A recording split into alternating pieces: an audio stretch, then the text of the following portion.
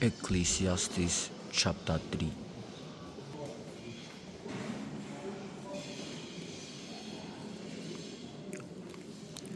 To everything there is a season and a time to every purpose under the heaven, a time to be born and a time to die, a time to plant and a time to pluck up that which is planted, a time to kill and a time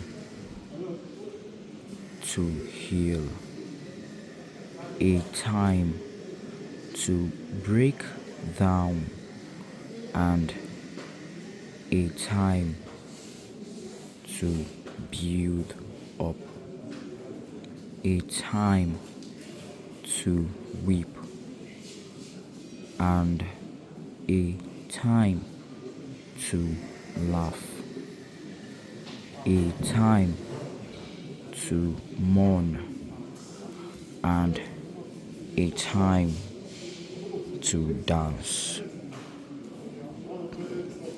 a time to cast away stones and a time to gather stones together,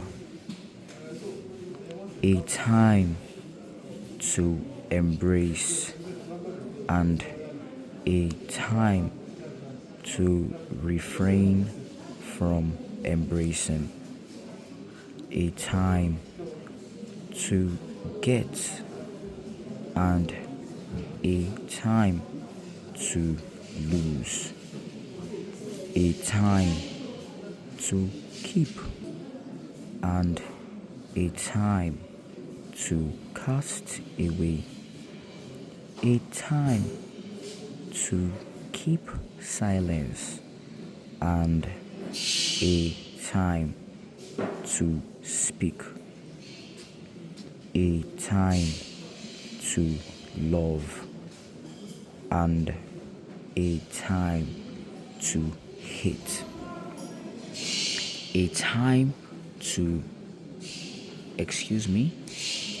a time of war and a time of peace. What profit hath he that walketh in that wherein he laboureth? I have seen the travail which God hath given to the sons of men to be exercised in it. He hath made everything beautiful in his time. Also, he hath set the world in their hearts, so that no man can find out the work that God maketh from the beginning to the end. I know that there is no good in them, but for a man to rejoice and to do good in his life, and also that every man should eat and drink and enjoy the good of all his labor. It is the gift of God. I know that whatsoever God doeth, it shall be forever. Nothing can be put to it, nor anything taken from it. And God doeth it, that men should fear before him. That which hath been is now, and that which is to be hath already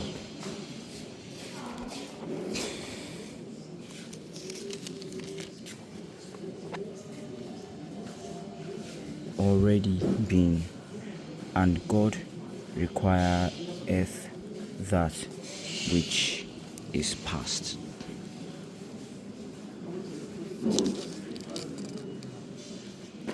And moreover, I saw under the sun the place of judgment, that wickedness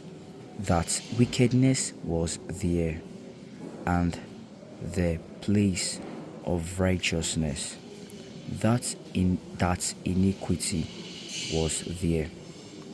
I said in mine heart, God shall judge the righteous and the wicked, for there is a time there for every purpose and for every work. I said in mine heart concerning the estate of the sons of men, that God might manifest them, and that they might see that they themselves are beasts. For that which befalleth the sons of men befalleth beasts, even one thing befalleth them.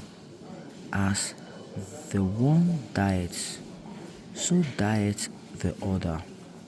Yea, they have all one breath, so that a man hath no preeminence above a beast, for all is vanity. All go unto one place, all are of dust, and all turn to dust again.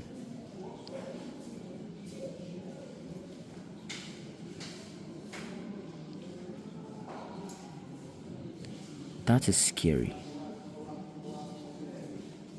Who knoweth the spirit of man that goeth upward, and the spirit of the beast that goeth downward to the earth? Wherefore I perceive that there is nothing better than that a man should rejoice in his own works, for that is his portion. For who shall bring him to see what shall be there? For who shall bring him to see what shall be after him?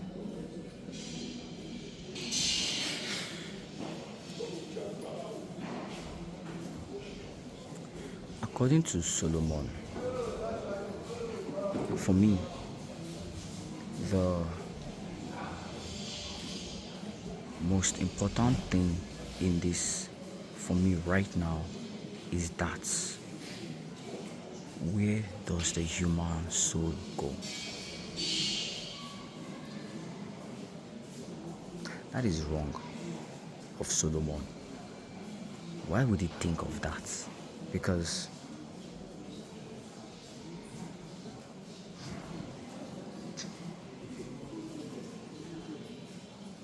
In the Old Testament, I don't think there was any mention of the ascension to heaven. I think there is. I don't know much about the Bible. But if there is a mention of humans going to heaven, how come Solomon was asking where the human spirit goes? Because it says that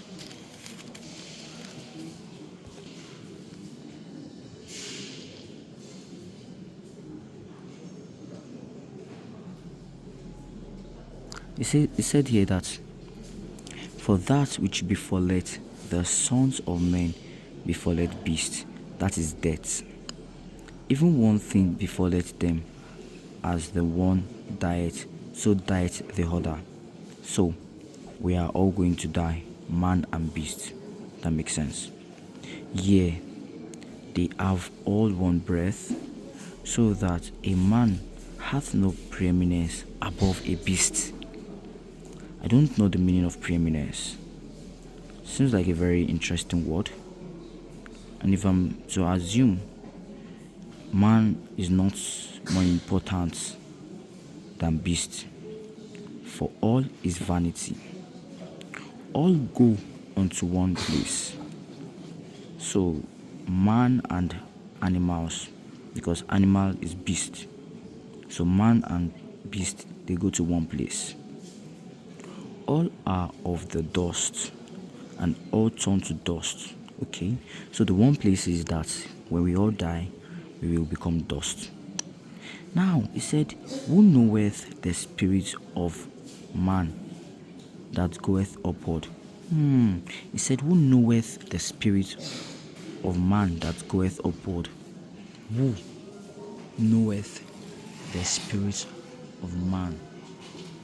Who knows the spirit of man that goes up? Who knows the spirit of man that goes up? And the spirit of beast that goeth downward to the earth. So, who knoweth the spirit of the man that goeth upward, and the spirit of the beast that goeth downward to the earth? I think I need a different translation, but this is very interesting. Wherefore, I perceive that there is nothing better than that a man should rejoice in his own works, for that is his portion.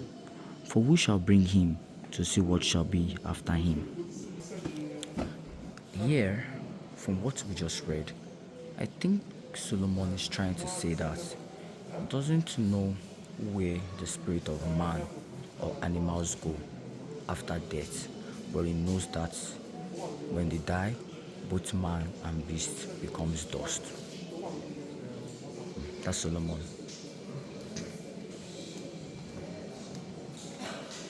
But isn't Solomon the wisest man that God created? Before him there shall be none as wise as him, and after him there shall be none like him. So if the wisest man doesn't know, how do we know that there is an afterlife? Well, we know there's an afterlife because of the same Bible, which is that in the New Testament, Jesus told us there is an afterlife. Excuse me. Although in the Old Testament, there were mentions and revelations of the heaven. And I was reading the book of Ezekiel. I've read chapter 1 to 5. There was the mention of the 4 heavenly beings that Ezekiel saw. But I don't know if man is... Oh wait, Enoch. There is Enoch. So Enoch was taken up by God. Enoch was taken up by God. So So but does that validate that when we all die, we will all be taken up by God? I don't know. But from the New Testament, when Jesus died, he told us about heaven. And Revelation told us about heaven. So why does the Bible contradict itself? Well, I would say it does not contradict itself. It's just different people in the Bible telling their own tales.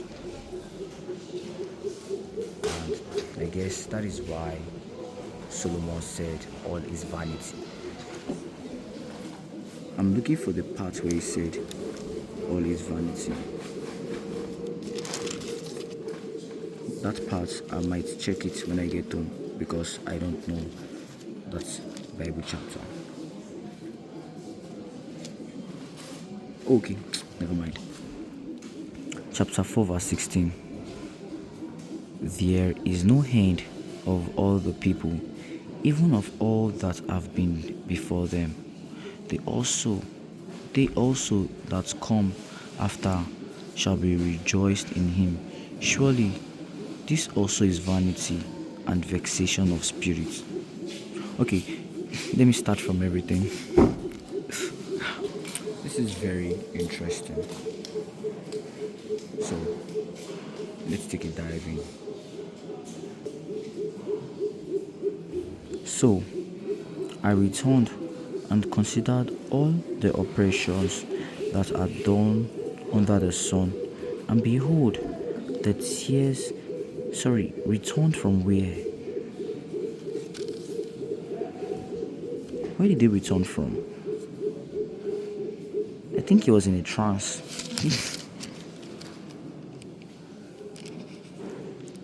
He didn't tell us where he returned from. Or did he die and come back to earth?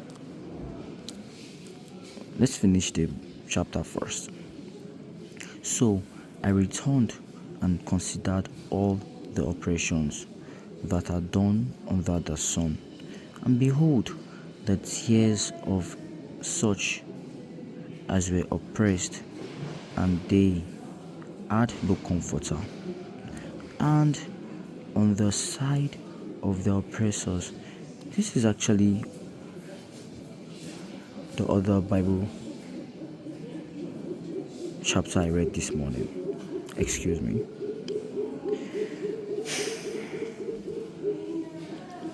And they had no. Let me start again. Chapter 4. I'm sorry, I'm still a bit stuck with that.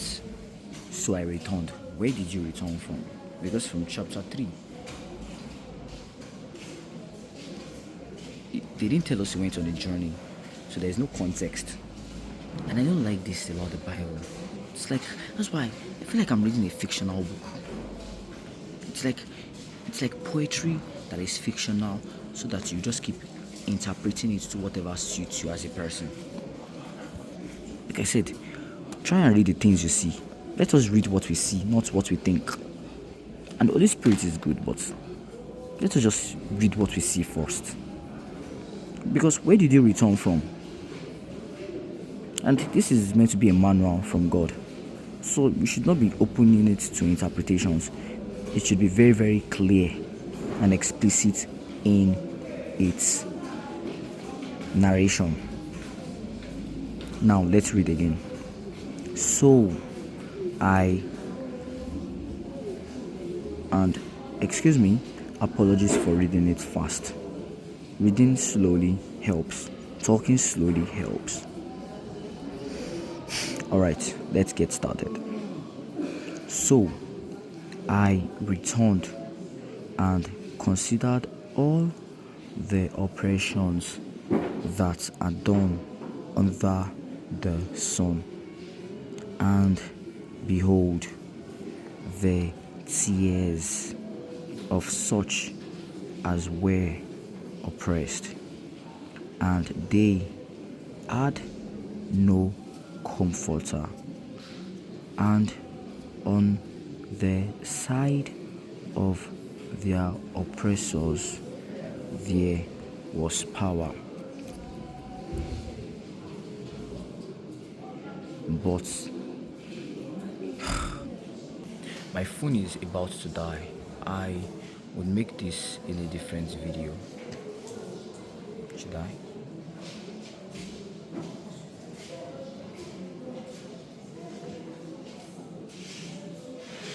Let me think.